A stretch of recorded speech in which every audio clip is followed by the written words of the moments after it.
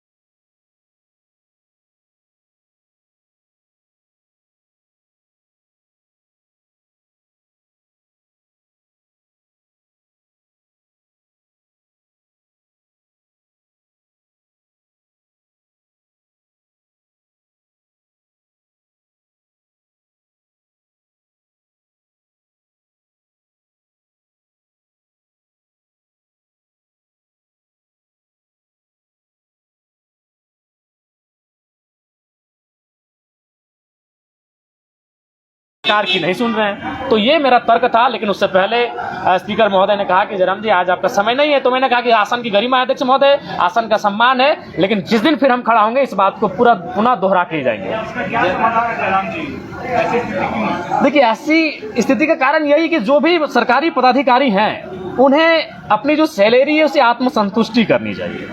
जब तक वो अपनी सैलरी से आत्मसंतुष्टि नहीं करेंगे तब तक नहीं हमें लगता है कि इस राज्य को आप सुचारू रूप से चला पाएंगे। ये कोयले का अवैध जो अवैध कोयला कालाबाजारी हो रही है, उसमें क्या कमी आई है सरकार से या और बढ़ा है आपने? नहीं, देखिए हमारे खिलाफ ख्याल से बढ़ा है।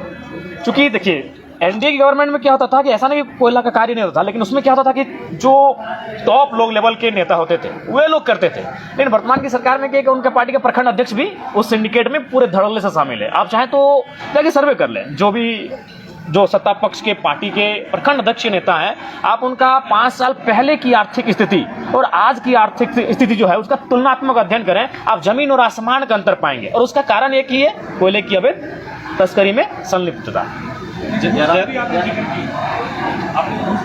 जी जी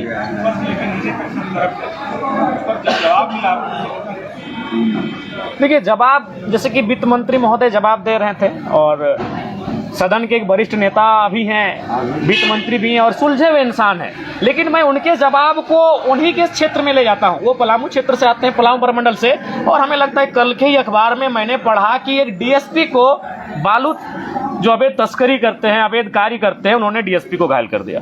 बागमारे की घटना आपसे छुपी नहीं है, कुछ दिन बाद फिर थानेदार के हाथ को तोड़ा गया, ये घटना आपसे छुपी नहीं है। तो ये चीजें तो चीख चीख के कह रही है कि सिस्टम और विधि व्यवस्था किस दिशा में है। सरकार देखिए, सबसे पहला बात है सरकार ईगो में है कि भाई हम सरकार में अपनी खामियों को क्यों स्वीकारें।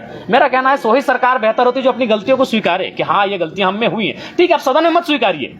मेरा कहना है सरकार के जो मंत्री हैं वो सदन में ना स्वीकारे कि हम भूल कर रहे हैं, लेकिन आप जब कैबिनेट में बैठते हैं, जब कैमरा ना होता है, जब मीडिया नहीं होती है, उस समय स्वीकारे कि हाँ ये असुविधाएं इस राज्य में है जो राज्य की जनता के लिए खेद है। जब तक वो अपनी खामियों को नहीं स्वीकारेंगे, अपनी गलतियों को नहीं स्वीकारेंगे, बल्कि अपनी गलतियों में ईगो के रूप में खड़े हो जाएंगे, इस राज्य को आप गति नहीं दे सकते हैं। जयराम जी, रसैया संयोजिका के लोग जो है वहाँ विधानसभा के बाहर आंदोलनरत हैं। लोग कह रहे हैं कि 2000 के लिए हमें आंदोलन करना पड़ रहा है और मैया सम्मान योजना जो घर बैठे बैठे तो गलत तो नहीं कह रहे हैं, सही बात है। मान के चलिए मैया सम्मान योजना एक तरह से ये उपहार है, एक तरह से ये पुरस्कार है, तो उनका कहना ठीक है।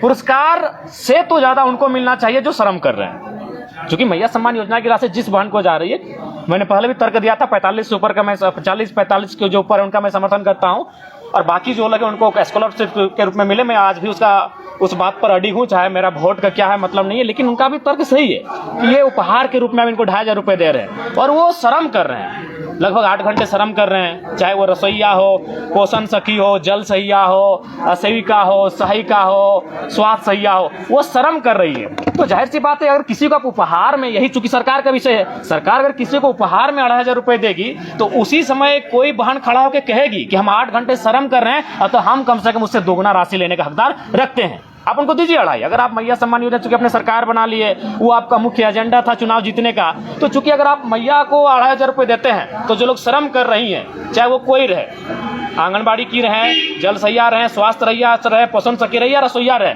उनको कम से कम उनसे इस 2500 से दुगना वेतन मिलना चाहिए, क्योंकि वो श्रम कर रही है, वो अपने आप का मेहनत कर रही है, वो खटा रही है अपने आप को। जी, ये तो काफी दुर्भाग्यपूर्ण है। ये रिपोर्ट अभी 2020 जब वो कोरोना का काल था, जब हमें लगता है कि एक आम व्यक्ति के साथ साथ शायद पत्रकार बंधुओं में आपने भी एक टीम बनाया होगा और आप लोग गांव-गांव मास्क लगाकर, हाथ में ग्लव्स लगाकर गए होंगे और लोगों की सेवा किए होंगे, आप एक दूसरे से डोनेशन कलेक्ट किए होंगे, और उस समय जो राशि अगर सरकार को मिलती है और उसमें अगर घोटाला होता है, तो ये तो मतलब इसमें तो कोई उत्तर ही और मैंने कहने लायक ही नहीं बचता है। जयराम की दान दिशाई से अच्छा नहीं रहा है। थाना में अभी भी 5 महिलाओं को गांव से बाहर निकाल दिया गया, क्या करेंगे? देखिए, ये बिल्कुल अमर्यादित है, असंवैधानिक, अमानवीय है, और सरकार को चाहिए विशेष इस बात को संज्ञान में लेते हुए जो लोग दोषी हैं उन पर कार्रवाई करें, क्योंकि आज 21वीं सदी में इस लोकतांत्रिक भारत में डांड, पिशाच, ये भूत प्रेत, ये विषय नहीं होने चाहिए। इन विषयों पर लोगों को प्रताड़ित नहीं करना चाहिए। ये बहुत ही दुखद है और खेदजनक है। ठीक है, थैंक यू।